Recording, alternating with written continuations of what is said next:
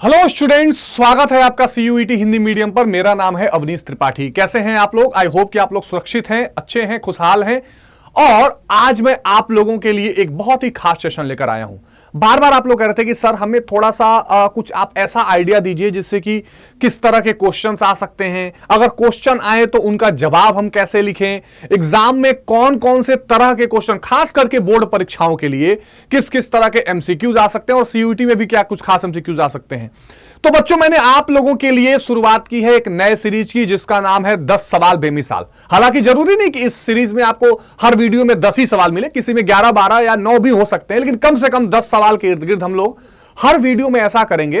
वो chapter wise भी हो सकता है, वो पूरे सिलेबस से भी हो सकता है, पर मैं कोशिश करूंगा चैप्टर वाइज रखने की, जिसमें कुछ एमसीक्यू, जिसमें कुछ लघु उत्तरी और जिसमें कुछ दीर्घ उत्तरीय सवाल भी आपको देखने को मिले और अति लघु सवाल भी।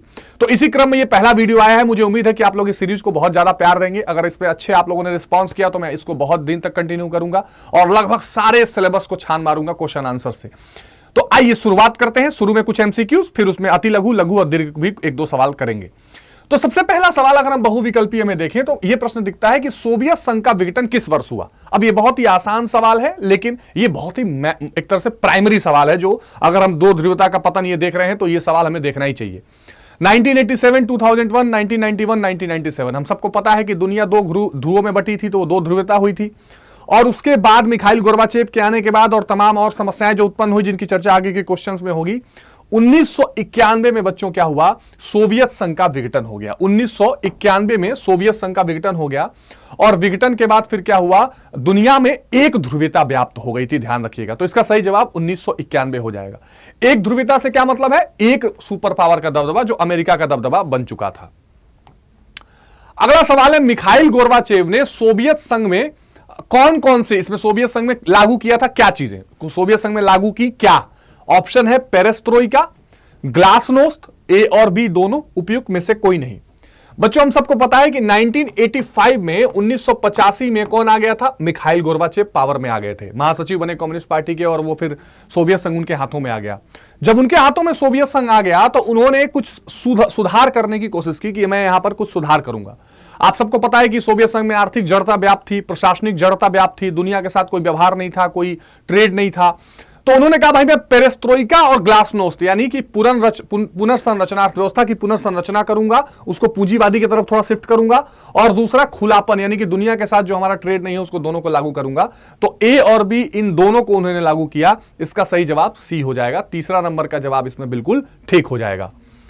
अगला सवाल बनेगा कि विश्व राजनीति में द्विध्रुवीयता के अंत का क्या कारण था? देखिए, दो ध्रुवीयता के अंत के कारण का मतलब क्या है? इसका मतलब यह है कि सोवियत संघ का विघटन हो गया। क्यों हुआ? ऑप्शंस दिया है। या सोवियत संघ के विघटन होने से भी दो ध्रुवीयता समाप्त हुई? तो ऑप्शन है सोवियत संघ का विघटन, बिल्कुल सोवियत संघ के विघटन से दो ध्रुवीयता समाप्त हो गई, क्योंकि एक ध्रुव अपने आप समाप्त हो गया। शीत युद्ध का अंत, बिल्कुल ठीक बात, शीत युद्ध अंत हुआ तो अपने आप दो ध्रुवीयता खत्म हो गई। गुट निरपेक्ष आंदोलन की भूमिका, बिल्कुल गुट निरपेक्ष आंदोलन की भी इसमें भूमिका थी, क्योंकि ये गुट निरपेक्ष जो देश थे, ये लोग क्या करते थे, ये सभी के सभी देश इसमें ये प्रयास में रहते थे कि ये दो ध्रुवीयता समाप्त हो, है ना, दो ध्रुवों का जो ये टकराहट है ये खत्म हो, दोनों में से किसी गुट में शामिल ना हुआ जाए। तो इसमें इनमें से सभी इसका बिल्कुल सही जवाब हो जाएगा। इन सभी चीजों का अपना अपना भूमिका था। सोवियत संघ का जैसे ही विघटन हुआ, शीत युद्ध का अंत हुआ, इन सभी चीजों ने मिलकर जो दो ध्रुवीयता थी दुनिया में, इसको समाप्त कर दी। ठीक है बच्चों, अगला देखते हैं। अगला क्वेश्चन है, अब अच्छा, ये आपको कुछ ऐसे क्वेश्चन है ना जो आपको लघु उत्तरीय सवाल लिखने में भी काम आ जाएंगे। जैसे मान लो एक क्वेश्चन आ जाए कि दो ध्रुवीयता के अंत का कारण क्या था, तो आप ये तीनों पॉइंट्स की हेडिंग बना के आंसर लिख सकते हैं। तो इन तरीकों से भी आपको आंसर करने आना चाहिए। अगला सवाल है, सोवियत अर्थव्यवस्था की प्रकृति के बारे में कौन से कथन गलत हैं? यानी इसमें से ऐसा क्या है जो सोवियत अर्थव्यवस्था में नहीं पाया जाता था? पहला ऑप्शन है, सोवियत अर्थव्यवस्था में समाजवाद प्रभावी विचारधारा थी। यह तो बात बिल्कुल ठीक है, समाजवाद और साम्यवाद के इर्द गिर्द चलता था। उत्पादन के साधनों पर राज्य का स्वामित्व या नियंत्रण होना, यह भी बात बिल्कुल सही है, सब कुछ सरकार अपने कंट्रोल में रखती थी और नियोजित अर्थव्यवस्था थी, स्टालिन लेनिन। जनता को आर्थिक आजादी थी, यह बिल्कुल गलत था, जनता को आर्थिक आजादी नहीं थी, यही सही जवाब हो जाएगा। अर्थव्यवस्था के हर पहलू में नियोजन और नियंत्रण था, ये तो सही है, लेकिन जो सी वाला ऑप्शन है कि जनता को आर्थिक आजादी मिली हुई थी, यह बिल्कुल नहीं होगा। जनता को वहां पर कोई आर्थिक आजादी नहीं थी। जो संसाधन थे उस पर राज्य का स्वामित्व हुआ करता था, जनता का कोई स्वामित्व नहीं था। अगला सवाल, 1991 में सोवियत संघ का विघटन क्यों हुआ था? सोवियत संघ के विघटन के कारण अगर आपसे पूछ दे तो भी आप हेडिंग से बनाकर लिख सकते हैं। तो ऑप्शन है कि सोवियत संघ की राजनीतिक तथा आर्थिक संस्थाएं लोगों की आकांक्षाओं को पूरी नहीं कर सकी। बिल्कुल ठीक बात है। लोग जो वहां चाह रहे थे, न किसी तरह का विकास हो रहा था, बल्कि आर्थिक जड़ता और प्रशासनिक जड़ता व्याप्त थी। वहां पर अनुत्तरदायी सरकार थी, किसी की कोई सुनता नहीं था। संयुक्त राज्य अमेरिका का प्रभुत्व बढ़ता जा रहा था। बिल्कुल ठीक। बहुत से देश सोवियत संघ के विरोधी हो गए थे, यह भी बात सही है, जो नाटो में शामिल थे। तो ये सभी के सभी जो कारण हैं, ये पूछे हुए भी सवाल है जो मैंने डाले हैं। इसमें और भी ऑप्शंस डाल सकते हैं, जैसे प्रशासनिक जड़ता हो गई, आर्थिक जड़ता हो गई, अनुत्तरदायी सरकार हो गई। ये सारे ऑप्शंस भी डाल के आप सोवियत संघ के विघटन का कारण बता सकते हैं। तो मैंने कुछ क्वेश्चंस ऐसे लिए हैं ना जिसमें कि ज्यादा पॉइंट्स आपके कवर हो जाएं, इसलिए उस तरह के एमसीक्यूज यहां पर लिए गए हैं। अगला सवाल बच्चों, अब थोड़ा सा अति लघु सवाल देखते हैं, जो बहुत ही शॉर्ट लाइंस यानी 30, 40, 50 शब्दों में जिनके आप आंसर लिख सकते हैं। कैसे फ्रेम करेंगे आंसर्स को, जरा सा उसको देख लीजिए। और क्वेश्चन है, सोवियत अर्थव्यवस्था तथा पूंजीवादी अर्थव्यवस्था के बीच किसी प्रमुख अंतर को उजागर कीजिए। यानी सोवियत अर्थव्यवस्था और पूंजीवादी अर्थव्यवस्था में कोई एक अंतर बताना हो तो कैसे बताएंगे? सोवियत अर्थव्यवस्था उत्पादन तथा वितरण के साधनों पर राज्य का नियंत्रण स्थापित करना चाहती है, जबकि पूंजीवादी अर्थव्यवस्था खुली प्रतिस्पर्धा और बाजार मूलक अर्थव्यवस्था में विश्वास रखती है। सिंपल अंतर है। सोवियत अर्थव्यवस्था में हमेशा यह रहता है कि राज्य हर चीज को कंट्रोल करे, राज्य के अधीन सारी चीजें चले। लेकिन जो यहां पर पूंजीवादी अर्थव्यवस्था है, वो चाहती है कंपटीशन हो, प्रतिस्पर्धा हो, सबको मौका मिलना चाहिए कि वो अपना कंपटीशन करे, वो बाजार में चीजों को बेचे। और बाजार मूलक अर्थव्यवस्था, जिसका मतलब मांग और पूर्ति पर आधारित जो अर्थव्यवस्था है, वो वहां पर रहनी चाहिए। ये एक इंपॉर्टेंट फैक्टर था। अगला सवाल है, मिखाइल गोर्बाचेव के किन्हीं 2 राजनीतिक सुधारों को लिखिए। तो मिखाइल गोर्बाचेव ने 2 महत्वपूर्ण राजनीतिक विचार किए थे। तो इन्होंने, गोर्बाचेव ने ग्लासनोस्त, ये गिलासनोस्त या ग्लास, आधा गौ भी लिख सकते हैं इसको। तो ये जो गोर्बाचेव हैं, इनके ग्लासनोस्त और पेरेस्ट्रोइका, ये 2 नीति थी जो उनको सुधारना चाहते थे। ग्लासनोस्त का अर्थ है खुलापन, यानी हम जो अर्थव्यवस्था को बंद करके रखा गया है, क्लोज इकोनॉमी को ओपन इकोनॉमी किया जाए। उन्होंने कहा कि भाई दुनिया के साथ हमारा कोई संबंध ही नहीं है, यूरोपीय देशों के साथ हम कोई संबंध ही बना के नहीं चल रहे हैं। कल की डेट में अगर हमें टेक्नोलॉजी बढ़ानी है, कल की डेट में विकास करना है, तो फिर हम पीछे रह जाएंगे। तो उन्होंने कहा अर्थव्यवस्था में खुलापन होना चाहिए। और पेरेस्ट्रोइका यानी पुनर्रचना, यानी अर्थव्यवस्था को क्या किया, साम्यवाद से धीरे धीरे वो पूंजीवाद की तरफ लाना चाहते थे। हालांकि गलती ये हो गई कि उन्होंने अचानक ये संक्रमण कर दिया और शॉक थेरेपी हुई और अर्थव्यवस्था में दिक्कत हुई। तो ये आप लोग ध्यान रखिएगा, और ये कारण बना अर्थव्यवस्था सोवियत संघ के विघटन का। क्वेश्चन है, दूसरी दुनिया के नाम से किसे जाना जाता है? देखो, जब शीत युद्ध चल रहा था बच्चों, तो 3 तरह की दुनिया व्याप्त थी पूरी दुनिया में। एक थी पहली दुनिया,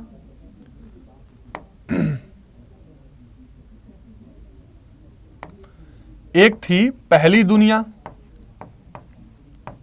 तो पहली दुनिया थी जो अमेरिका के गुट की थी, अमेरिकी गुट के लोग जो थे, जो नाटो वगैरह में शामिल थे।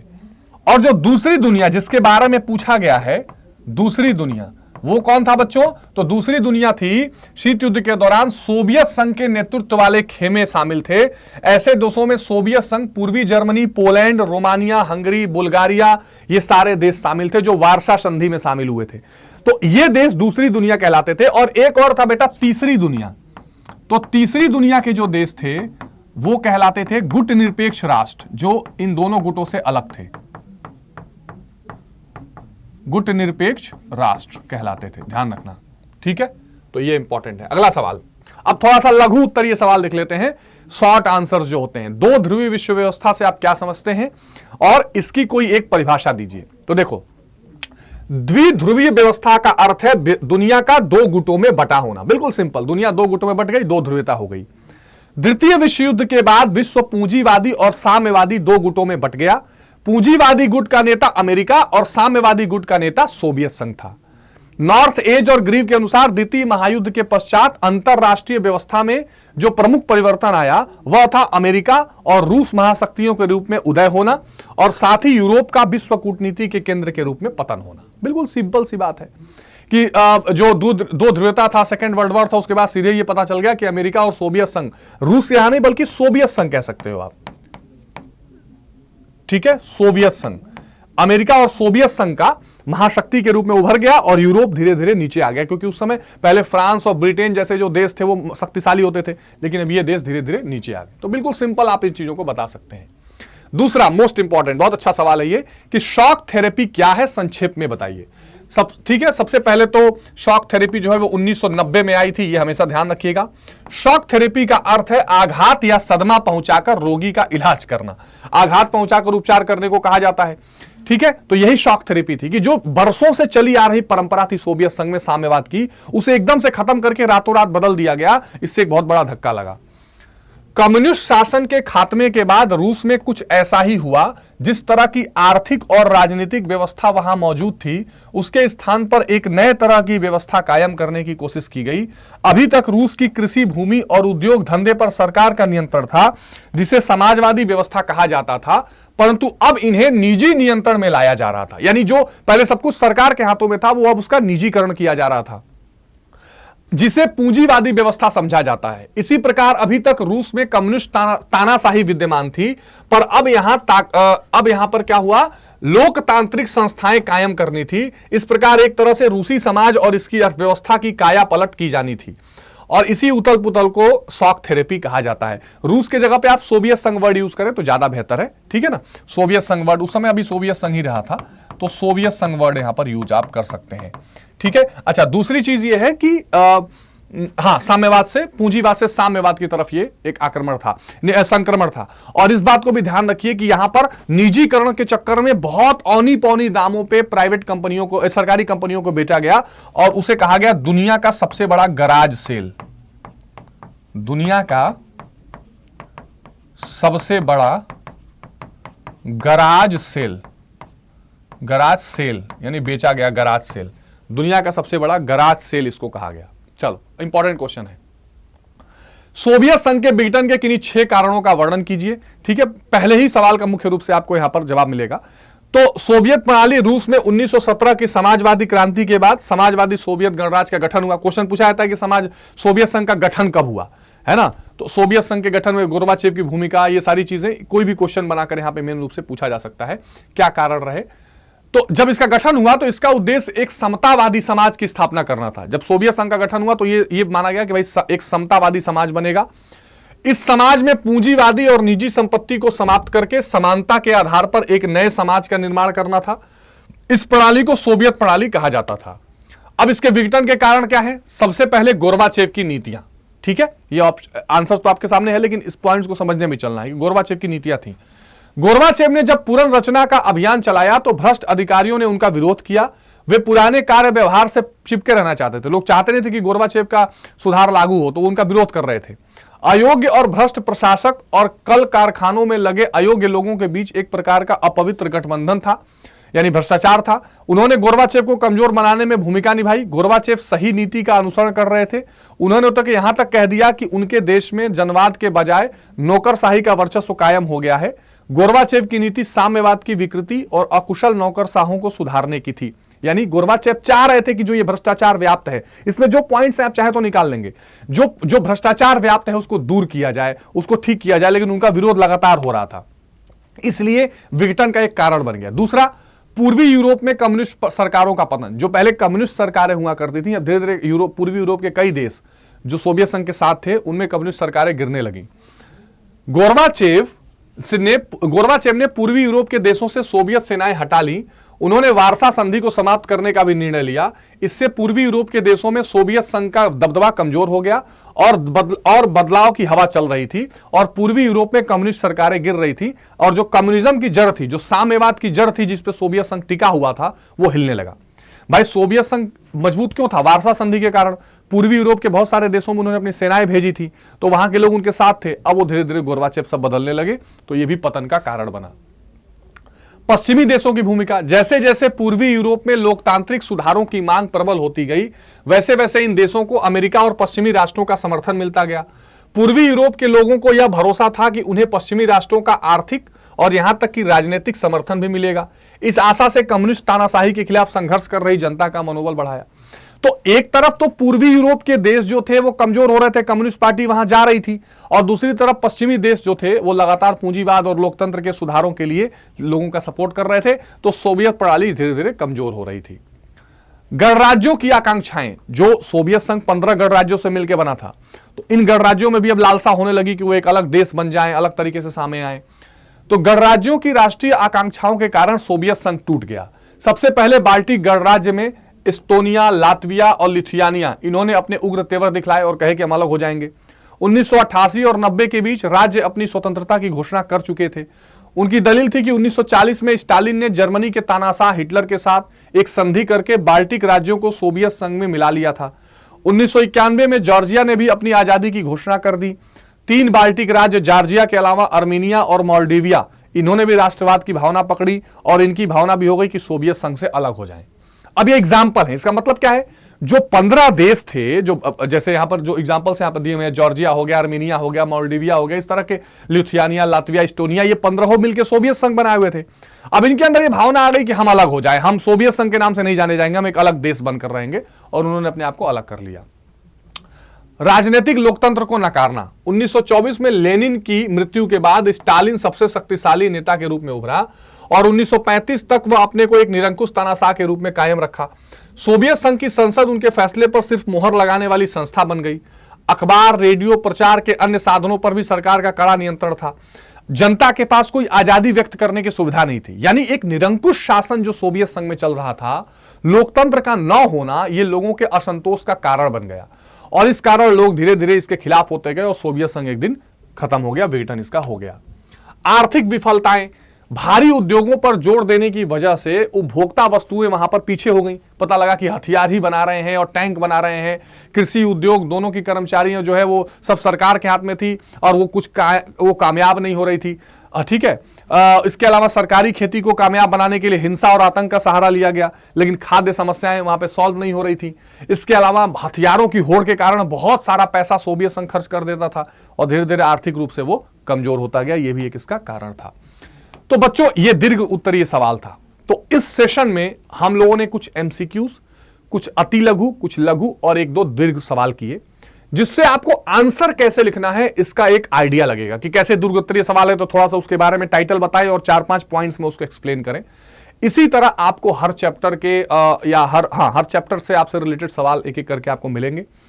आई होप कि ये सेशन आपको अच्छा लगा होगा। इसका जो पीडीएफ है वो CUET हिंदी मीडियम के टेलीग्राम पर आपको मिल जाएगा। CUET हिंदी मीडियम के टेलीग्राम पर मिल जाएगा। दूसरा बच्चों, एक बात का और ध्यान रखिएगा कि हमारा जो वरदान बैच है वो लॉन्च हो चुका है, जो यूपी बोर्ड और CUET दोनों के लिए है। आपको अड्डा 247 का ऐप डाउनलोड कर लेना है और यहां पर अंडर ग्रेड एग्जाम में चले जाना है। अंडर ग्रेड एग्जाम में जाने के बाद बच्चों आपको CUET हिंदी मीडियम सेलेक्ट करना है। CUET हिंदी मीडियम सेलेक्ट कर लेना है और यहां पर स्टोर में जाकर CUET आर्ट्स इन हिंदी, CUET आर्ट्स हिंदी, ये वाला आप ले लीजिएगा बैच। इसमें आपको वरदान बैच दिख जाएगा, ठीक है। और वहां पर बच्चों आपको कोड लगाना है Y768 और ज्यादा से ज्यादा डिस्काउंट के साथ आप इस बैच को आराम से परचेज करके अपनी बोर्ड और CUET दोनों तैयारी कर सकते हैं।